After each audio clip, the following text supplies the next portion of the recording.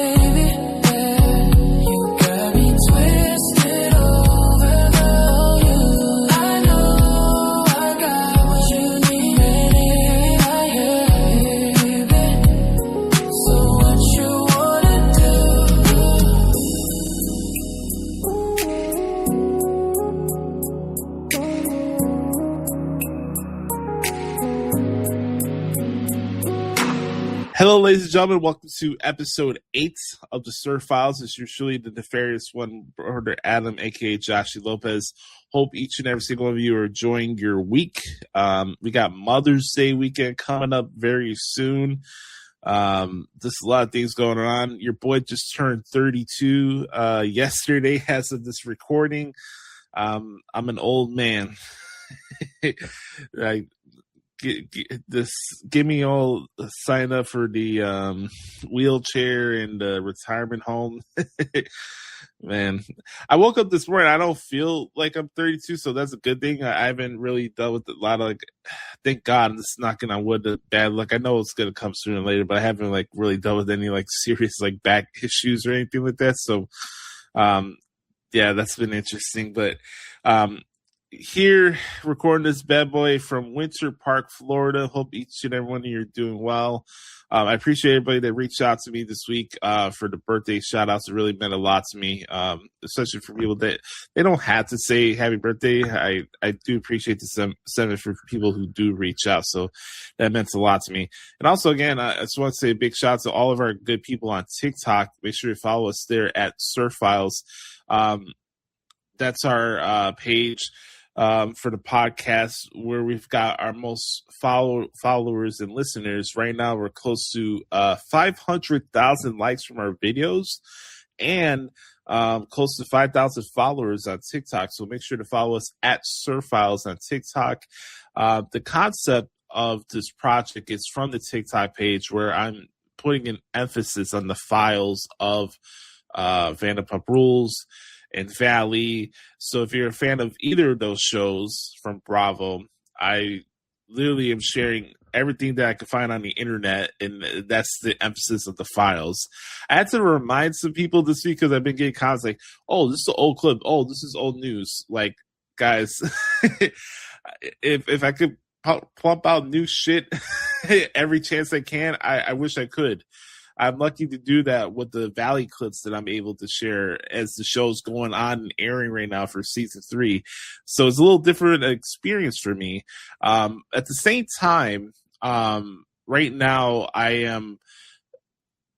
this is episode 8. We're 6 episodes into the Valley, and I think we're doing some good stuff. I'm seeing the subscriptions going up on our YouTube page, which is really cool, at the SUR Files. Make sure to hit that like button and smash the subscribe button there as well if you want to support the podcast from that end. Also, don't forget to check out the podcast. It comes to you free of charge anywhere you get your podcast from. The home of the SUR Files is Odyssey. Odyssey is part of the company that kind of ran like the CBS networks and radio stations and stuff like that. My cousin Teresa, she works in a sales department for one of the local radio stations in Chicago, in Odyssey. And Odyssey was a place that I did multiple job interviews over the years for board op position at 670 The Score. That's another story for another time. I don't want to make this any negative or depressing or anything like that. It's just like I find it full circle that I have a podcast on the Odyssey platform, given the fact that I had a program director at 670 Score tell me to my face that I'm more than qualified for a position multiple times, and then still not give me the job. So I don't want to come off bitter or salty here, but it's something that was on my mind the other day. Anyways, yeah, so type in the SUR Files. It's free of charge. You can find it anywhere you get your podcast from. Kind of the same drill with my old podcast. This is a positive space we want to embrace and just have open dialogue conversations about Vanderpump Rules and reality TV. And I try my best not to take myself too seriously. Like, this is a subjective form of entertainment. I also want to be fair to cast members because these are human beings. It's, just like with wrestling, you know, I get these people play characters and gimmicks and stuff like that, but especially with a different type of form of entertainment, these are people's real lives, and I have empathy and sensitivity to what these people are going through. I may not agree with all the decisions that they make, but again, this is not a place to bring down people, and I want to make that perfectly clear.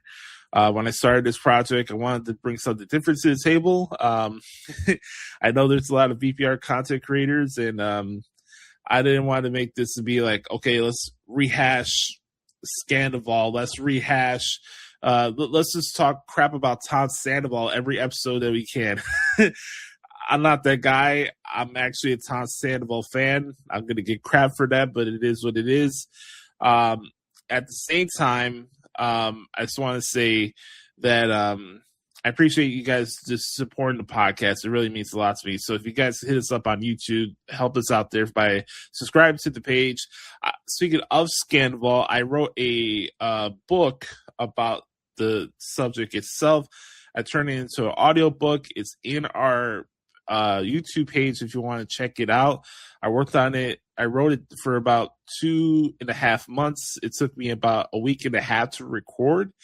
I put a lot of time and effort and thought into this project, and it's in our archives on our YouTube page if you guys want to check it out. And I think it may be even, I think the full, I believe I put the full audiobook on our audio side on the Spotify or the different podcasting platforms. So be on the lookout for that.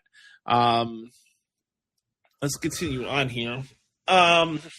So, you know, I hope everybody enjoys their weekends coming up with their families. A little bummed out because I won't get to celebrate Mother's Day with my mom. I had a really good conversation with my grandma yesterday. She called me to say happy birthday. I had a really, really nice conversation, almost a half an hour with her, just catching up on things. And I love my grandma. I know she's doing good back home. Same thing with my Wella, my beautiful Wella. I miss you. I miss my family a lot. I really do. It's just crazy how fast time is going because, like, probably by the end of next week will be 5 full months of being here in Florida. So it's been an interesting transition to say the least. I'm so grateful for the fact that I've finally been able to get my second job now, and that starts next week. So on a personal front, like, I'm doing very, very well. It's just a bummer, you know, like, for me, because Mother's Day is important to me. I love my mom, and she's definitely shown me, especially recently, how much she cares and the definition of being there for your kids and what it means to be a mother. Like, I can't repay my mom enough for how much she's been there for me recently and supporting me and giving me encouragement during this rough patch that I've been going through. And she really means a lot to me. And she's turning 50 this year, so I know she's excited for her trip out in Puerto Rico. She deserves it. I just wish I got to spend some time with her. So she's in my thoughts. Speaking of birthdays and all this stuff, I found this out recently, but I share a birthday with Miss Scheana Shay. So Scheana, cast member of Vanderpump Rules, she has the same birthday as me. So shout out to my Taurus, my fellow Taurus, Scheana, and congrats on her new EP that she's dropping out this weekend with the 27th. I haven't had a chance to check it out yet, but I'm sure it's pretty good. It's just funny to say that I share a birthday with Scheana, so that's pretty cool.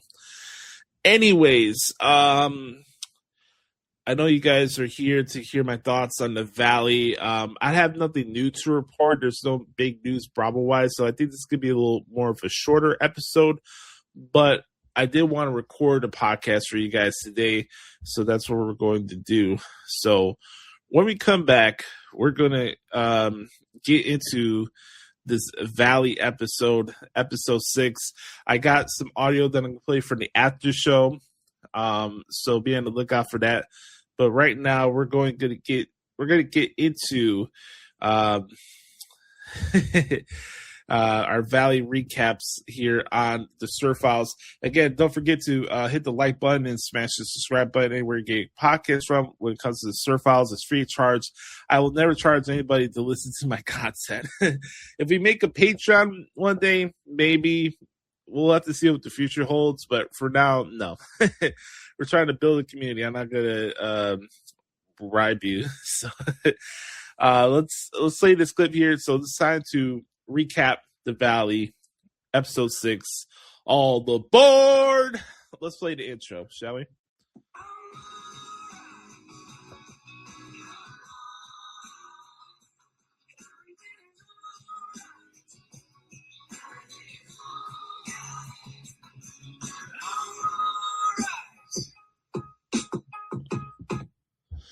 All right, ladies and gentlemen, it's time to recap The Valley here on the SUR Files.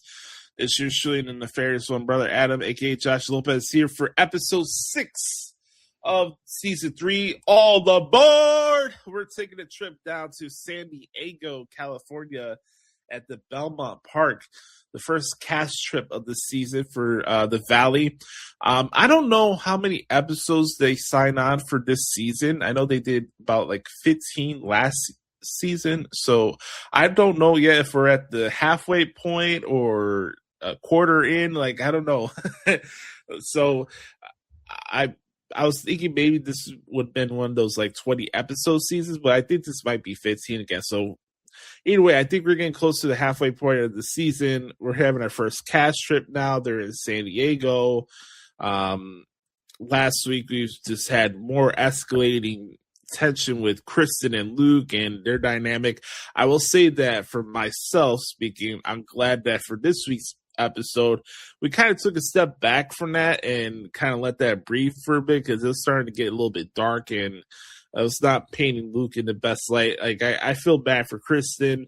Again, I'm a man. I can't have a kid, so I would never understand what it's like to deal with postpartum. It's not a man's place to tell a woman when she should be ready to have sex or not after giving a kid. So, it's a tough situation. I do commend Kristen and Luke for being vulnerable enough to have a conversation like that on national television. It's definitely a learning experience of what not to do from my point of view as a guy. But, I'm kind of glad in a way we could take a step back and not have that just fester throughout this episode. I think they showed the teaser that they start arguing again on next week's episode, so we'll have to see how that plays out. But I'll tell you what, the issue that I had this week with the couples is not Kristen and Luke. It's Danny and Nia. And more specifically, Danny. I've come on here and said that I appreciate his humor and I do see the good qualities that he has on television and I think he's a good guy. He has his faith. So I think that's a great thing that they're both very heavily faith-based, but that doesn't mean that you're immune from criticism and making bad decisions.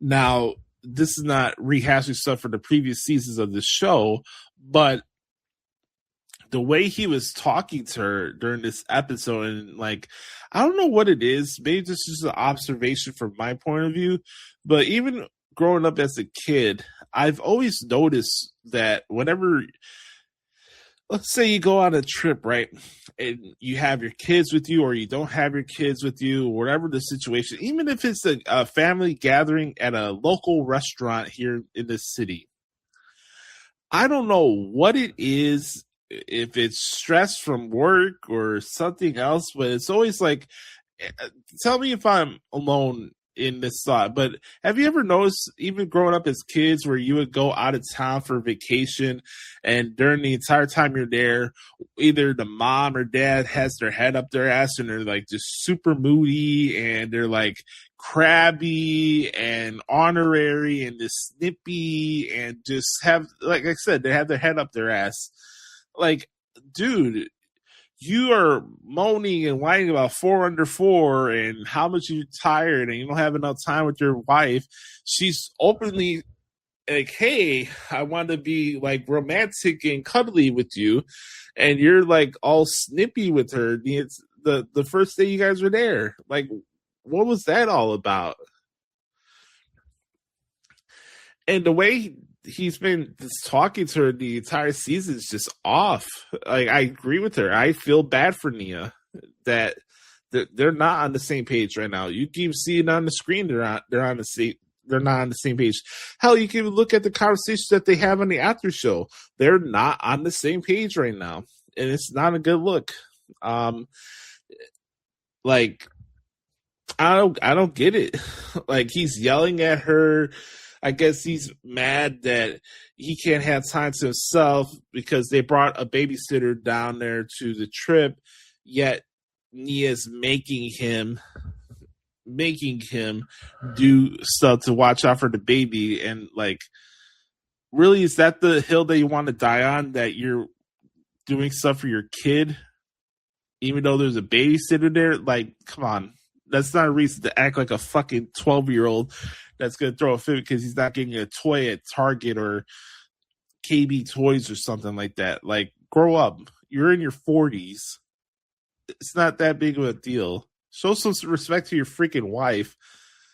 Like, that's ridiculous. This episode has some twists and turns, as the roller coaster was attended to. On a positive note, we got introduced to Tom Schwartz's new girlfriend, Scheana Carroll. I met each week on TikTok. I do like short, like initial recaps of the episode right after it airs. So it's a nice feature for those who check us out on TikTok, by the way. So make sure to follow us at SUR Files. But on there, I mentioned that, you know, this is the first time we get to meet Scheana on screen. You got to remember that the show was like taped about last summer. So it's a long time. It's not currently happening. But from the time I found out that Scheana and Schwartz were a thing, and I went back and listened to the podcast episode that she was on, and Schwartz interviewed her and get to know a little bit about her background. Again, a big shout out to her for the fact that she's Puerto Rican. So that's one. Big shout out again because she's freaking hot. Again, shout out to Scheana. And three, the main thing that I really enjoyed from the interview that Schwartz had with her on the podcast and from seeing her on screen now, I just really vibe with her energy. She's a model, but she's not stuck up. And she really got this like down to earth, just non-filter energy to her that I really, really enjoy. So I know it can be definitely nervous. I don't know how I would handle if I was on the show, like being on TV, doing that for the first time ever. Hell, I would be super nervous for that. I really would. So from there, so we had the meeting at Tom, and I just thought it was funny. Like Brittany's like, so how many dates have you guys went on? Like Brittany just going for the jugular, man. I don't know about you guys, but like Brittany in a way has been kind of like a subtle troll. Like she likes, I wouldn't say maybe she gets it from Jax, but she has a little pot stirrer in her in a way. But I think for her, it comes from like a more comedic and like positive point of view. Like she doesn't have any problem like jabbing people and just like getting straight to the point with things. But that just cracked me up when I saw her like, hey, so just right out of the gate, how long you guys been dating? And she's like, oh, Schwartz is already smitten with you. I think we all have been in those situations where you're introducing a girl that you have a crush on, and you're introducing to your friends or your family friends and stuff like that. You could consider like Schwartz and Brittany like a brother sister dynamic. You can definitely say that for sure. So I don't know, that part of the episode cracked me up. Zach with the facial expressions, like, oh, I want to be cool like Scheana with the shades that she was wearing. So that stuff was pretty funny. You know, a lot of the thing that happened with this episode is they started taking the train down to San Diego for this trip. Lacey, again, another cast member of the show that I got to give a big shout out to. So a shout out to Miss Lacey Nicole. Hope you're doing well. For the small spurts that we get from her on TV, it's never enough. Like, I need more Lacey on the Valley. She's fantastic. I don't know if she deals with self-doubt. I don't know her personally, so I hope that's never the case because she could carry herself in conversations. I think she's very interesting. She, again, another one with no filter and a no BS meter. That's another thing that I like. Lacey's just like, for the time in the small short snippets that we get to hear from her and see her on the Valley, she's just like a girl that you just want to chill and hang out with. Seriously. So shout out to Lacey, and I appreciate very grateful for the fact that she followed us on our TikTok page. So big shout out to Lacey. By By the way, Jesse was recently on Schwartz's podcast this week. I got to listen to that yesterday morning on Detox Retox. So if you guys haven't seen that episode, go check it out. But the big part of this week's episode was getting to meet Schwartz's new girlfriend, and then Schwartz later on in the episode kind of expressing like he's nervous, but he feels like this could be the real thing, and he doesn't want to get his hopes too high, and then not let it work out. So I wanted to play a piece of audio from the after show where the cast go over the situation with Schwartz and Scheana. So let's play it. Can we talk about Scheana? Please. Favorite subject. How's it going? Things with Scheana are awesome. I travel a lot. And then I go to London on Monday, guys. What? I'm gone. You're flexing on us like that. I wish I could be as cool as Scheana. I mean, I don't know if I look as good in glasses, though. Like, do I have it? She's a cool girl. Like, she seems like rock and roll. Like, I would date her. She's so pretty. The day that I met her, she came up to me wearing these little jeans on that were like kind of baggy on her that wouldn't even fit on my arm. And she was like, I feel bloated. And I was like, you. I would have said that. Well, Not the but same. no, I wouldn't have said it. I love her so much. We share locations. Wow. Yeah. You guys are that close? Yes. Yeah, we have each other's. Scheana is at Tom's house. Tom's house right now. I didn't give anybody a +1 at the wedding, but I gave Tom one because I like her. I mean, she seems sweet. I did ask her how old she was. I wasn't trying to make a dig at her, and she got very defensive of like, I don't know, 27, 28. But blah, blah, blah. I'm like, you don't need to explain anything. Okay. Scheana is younger. I mean, she's a woman. She's traveled the world. She's very successful. She's not trying to like figure out who she is. You know what I mean? But she's younger. When Schwartzy said she's a model who's 27 and bi-coastal, I was like, Schwartzy. Yeah. She is most likely f***ing every man she can, because that's what I would do if I had that face and was 27. It's not like I'm out trying to date hot models. Like she's someone who happens to be a hot. He's not trying to model. date hot models. He's just successfully dating hot models. There's no trying. I'm not like a playboy. I'm like trying to find love. And at that point, I was already gaga for Scheana. He was so smitten, which made me nervous. Like, if he were treating it like it was just a fling, I would have been like, have the best time. But he was in it. His heart was invested. So, of course, we were worried. We were worried. What is their age gap? 27 and 43. Okay. 16. Math. It's age gap. They're within the half it, add 7. You half your age, and then you add 7 to it. And that's the lowest you should go? Yeah. Oh yeah, pretty much there. She has her together. got a She good career. does not need a man. If anything, he could be her sugar baby with how much she makes. There's no power imbalance with like Scheana's like a boss. I don't want to say the B word. Well, she's not a child. She's in her late 20s. She's the boss, if anything. I'm her bitch. Tom has this youthful energy, and she has this mature energy, and they meet in the middle. Yeah. She came into Schwartz and Sandy's on one of the last nights we were open. I was kind of an emotional wreck. I was just coming to terms with the fact that my baby, everything I put my heart and soul, my time, energy, and money into was just coming to an end. And I was having a hard time coping with that. But she came in late, and we I remember laughing a lot. And we had an undeniable connection. We exchanged numbers. But we didn't hook up for a long time after that. Not till pretty recently. She came out to LA for work, and then we went on an actual date. We went to Musso and Frank's. And then from there, it just man, it was a romantic rocket ship. And for almost 6 months. And we got these in Tampa. We got semi-matching ones in Tampa because lemon drop is our little thing. We did lemon drops together. I don't know why. I hadn't drank a lemon drop in Anyways, I like lemon drops. She likes lemon drops. It's our little cute inside thing. So I got a new one here. The last one got infected. And no, there's no deeper meaning or symbolism there.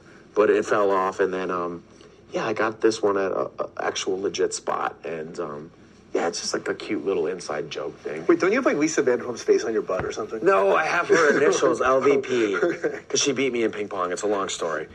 All right. So, we got that one here. I want to play something here really fast. You know what? Let's scratch that. I don't want to run into any copyright issues. So, with that said, I guess we continue on here. So I went over Danny and Nia. I talked about Schwartz and Scheana. Now let's talk about Kristen, Zach, and Janet. The trio feud that will just never end. So they're on the train going to San Diego, and Kristen's in her feelings now because she thinks that Zach is being a flip-flopper. Janet is... I didn't think Janet was, like, thinking that her and Zach were back to being BFFs again. Janet is a subtle troll. I could definitely see that. She doesn't mind stirring the pot a little bit. And, they're taking baby steps to rekindle their friendship. I know Zach on the show is like, Janet, she needs to realize to not take things from 0 to 100. We're not there yet. Like, it's all good, Zach. I didn't think it was that deep, but Kristen was definitely salty about it on train. And she's like, hey, man, you're about the decisions you make and stuff like that. So I thought some of that stuff was kind of petty. I know Kristen's not at the stage where she wants to forgive Janet or want to move on. Maybe she just doesn't want to be friends with her. And she has every right to feel that way, and vice versa. So I don't know. That part kind of seemed a little extra petty from my point of view. Like, it's not that deep. The Lala and Jesse interaction where Jesse was trying to get the room secure for himself and Lacey because she hasn't showed up yet. Lacey initially didn't want to go on the trip because Janet was going to be there, and they have issues with each other as well. Everybody hates Janet. Oh man, it's sad because I like Janet. I don't have a personal issue with her, but I can see why people have issues with her. So, Jesse and Lala started getting into because Lala is like Michelle's spokesperson for the season. They're friends, and she was claiming territory for that particular big room because it was Michelle's idea to have the trip. And the dynamic with Jesse and Lala always cracks me up. So, other things on the episode that stood out to me, like, they have nice setups at this little complex area that they were staying at, and a couple Airbnbs and stuff like that. And then they go to this park, and Belmont Park, and I think it's common knowledge that Scheana, not only Michelle, but Scheana actually lived across the street from the Belmont Park. I think she's mentioned this on her podcast before in the past. So I found it interesting. Like, maybe it's just me, but like, I have a feeling like her name's going to be coming up in one of these episodes soon. We'll have to see how that plays out. I talked about the Danny stuff. That stuff just pissed me off. Like, you don't speak to your wife like that. That's just not cool at all. What else? A lot of this was, again, going back about the stuff with Tom and Scheana, and you can understand where Lala and Brittany were coming from, where they're looking out for his best interests, and they want to see him happy and genuinely happy, and you like to see that. And we had the really sad part of the episode was Michelle and Lala at the end reflecting on the passing of both her, Michelle's mom, who passed away about a year and a half ago, and Lala's dad, who passed away about 8 years ago when Lala was in Vanderpump Rules. Just very sad. Like, those topics are always kind of sensitive and just tough to watch, and you appreciate the vulnerability and emotionability that comes with speaking about that on a live camera in front of worldwide television. So it's definitely a story that a lot of people can reflect on. I don't know what it feels like to lose a parent. I don't want to know what that feels like. So again, my thoughts go out to Michelle and her family, and of course Lala and her family as well. So it was very powerful, especially the ending scene where they're having all the throwback clips and photos of Michelle and her mom and Lala and her dad in the video with Isabella with Michelle's mom. Oh man, I don't want to get choked up here, but that was very, very sad, but also very powerful too, the way they wrapped up that episode. So the teaser for next week's episode looks very, very juicy. Shit's about to hit the fan, man. Very excited to see how that plays out. But that is my thoughts and takeaways from episode 6 of The Valley. All the board. So excited for that. We're about halfway through The Valley season 3. Things are going to be cooking up soon. I saw that Lala is going to be on Watch What Happens Live this coming Wednesday in New York. And Ariana Madix is going to be on the show on Tuesday. So be on the lookout for some new clips and stuff like that on our TikTok page at the SUR Files. Make sure to comment down below, by the way, your guys' thoughts on this week's episode of The Valley. Did you guys enjoy it? And love to hear from you guys. Good, bad, or different. I'd love to get your guys' thoughts on this season so far. What's standing out to you the most? Again, don't forget to hit that like button and smash the subscribe button as we're on the road to 1,000 subscribers. You can follow me on X if you like at the Hoots Podcast. I'm on Instagram at Josh Lopez Music. And make sure to check out the podcast free of charge every single Friday, anywhere you get your podcast from. That is the SUR Files. And we appreciate the love and support for the podcast each week. I'm Joshie. This has been episode 8 of the SUR Files. Remember, folks, be the authentic product that is yourself. Remember, nobody dictates the pace of your life but yourself and the man upstairs. Have a wonderful Mother's Day weekend and a happy early birthday shout out to my mom. I love her. And we'll talk to y'all next week. This has been the SUR Files. Peace.